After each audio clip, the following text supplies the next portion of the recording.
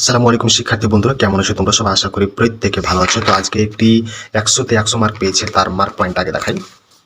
সে mark পেয়েছে 100, প্রাপ্ত number 100 mark. সে কিভাবে লিখেছে আপনাদেরকে ভালোভাবে দেখাবো। তার আগে একটা কথা বলে রাখি, আমাদের কাছে বিভিন্ন বোর্ডের হাজার হাজার খাতা রয়েছে। আপনারা চ্যানেলকে সাবস্ক্রাইব করবেন এবং আমাদের ভিডিও বানাতে উৎসাহ করবেন এবং বেশি বেশি সবাইকে মার্ক দেবো। সবাইকে 20 থেকে 30 মার্ক বেশি দেওয়া হবে। চ্যানেলকে অবশ্যই সাবস্ক্রাইব করতে হবে, তাহলে সবাইকে বেশি বেশি মার্ক দিব। সে খুব একটা, তার হাতে লেখা খুব একটা ভালো না এবং গোটাও না।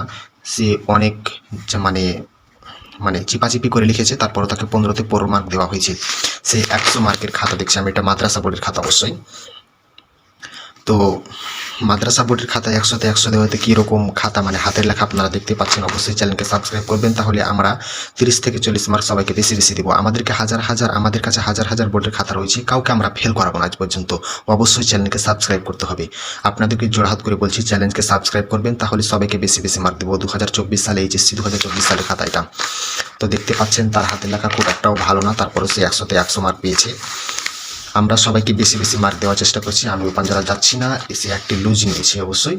তো যাই হোক, চ্যালেঞ্জকে সাবস্ক্রাইব করলে বেশি বেশি মার্ক পাবেন।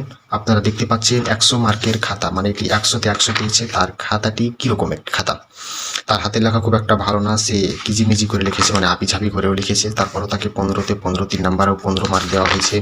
তাকে 1 নাম্বার প্রশ্নতে 15 মার্ক দেওয়া হয়েছে, হবে 90 মার্ক। এবং একটি সানি নজরুল তারাকে লিখতে হয়, মানে আরবি যেহেতু খাতা তাদেরকে একটি সানি নজরুল লিখতে হয়, সেখানে 10 মার্ক থাকে। 6-15 90 এবং আর 10 মার্ক দিয়ে 100 মার্ক। সে মার্ক পেয়েছে 100 মার্ক।